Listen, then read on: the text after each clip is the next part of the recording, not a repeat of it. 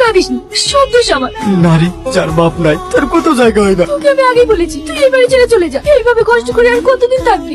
আমি এই বাড়ি থেকে চলে গেলে তোর যদি ওটা বিয়ে দিয়ে দেয়। তোকে আমাকে নিয়ে ভাবতে হবে না, আমি কাউকে বিয়ে করবো না। তুই আগে একটা কাজ দেখ। চো এই লিগা রিয়াজ তোর খাবার।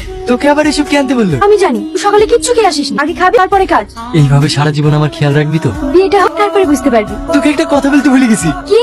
আমি একটা ভালো কাজ পেয়েছি, মাসে 10,000 টাকা করে দেবো বলেছি। কোথায়? ব্যাঙ্গালোরে 5 তারিখে টিকিট। 5 তারিখ? তার মানে পরশুদিন। হ্যাঁ, তুই মন দিয়ে পড়াশোনা করবি, আমি ওখান থেকে তোকে ফোন করবো। তুই যা যা লাগবে সব আমাকে বলবি। ঠিক আছে তুই খেয়ে নিস, আমি স্কুলে গেলাম। মাত্র 350 টাকা হয়েছে। তাহলে এক কাজ কর, আমার একজোড়া চাঁদির বালা আছে, ওইগুলো বিক্রি করে দে। কিন্তু তোমার বালা। ওসব আমার লাগবে না। মা মা, কি হয়েছে? পুলিশ। বাড়িতে কেউ আছে?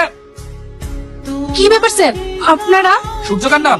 আমার ছেলের নাম। ওর নামে কমপ্লেন আছে, ও নাকি ড্রাগস বিক্রি করে। না না স্যার, আমার ছেলে এসব কিছু করে না। সেটা সার্চ করলেই বোঝা যাবে। গোপাল, স্যার আমার ছেলে এসব কিছু করে না, আপনারা খালি খালি সন্দেহ করে আমাদের বাড়িতে এসেছেন। দেখুন সেটা সার্চ করলেই বোঝা যাবে।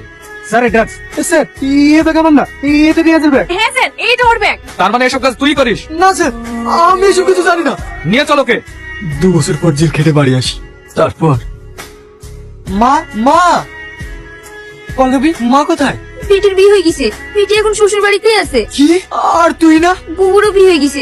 এসব তুই কি বলছিস? ঠিকই বলছি। তুই এখানে কি করতেছিস? তোমরা আমার মায়ের বিয়ে দিয়েছো? হ্যাঁ দিছি, আপদ বিদায় করেছি, মাথা থেকে বোঝা নামিয়েছি। তুই এই বাড়ি থেকে বেরিয়ে যা। মায়ের কোথায় বিয়ে দিয়েছো? গোবরডাঙ্গা। তোমরা অনেক বড় অন্যায় করেছো, তোমরা অনেক বড় অন্যায় করেছো। এই নাও। শামসুল আসবে, ওকে 1000 টাকা দিয়ে দিও। ঠিক আছে। মা, কে এটা? আমার আগের তরফের ছেলে।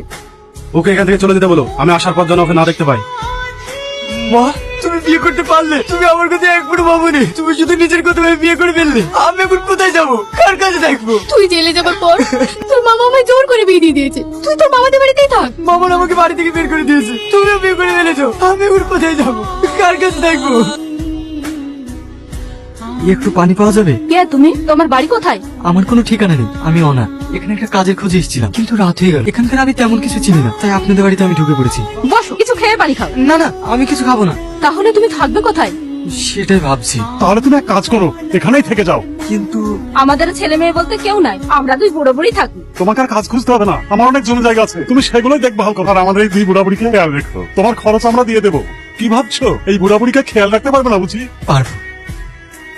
তারপর থেকে আমি ওখানে থেকেছি। ওদেরকে নিজের বাপ মায়ের মতো ভালোবাসায় ওরা খুশি হয়ে ওদের যে সম্পত্তি ছিল সব আমার নামে লিখে দেয়। আজ আমি যা কিছু হয়েছি সব ওদের দৌলত। কি ভাগ্য আপনার, যারা আপন তারাই পর হয়ে গেল, যে পর সেই আপন হয়ে গেল।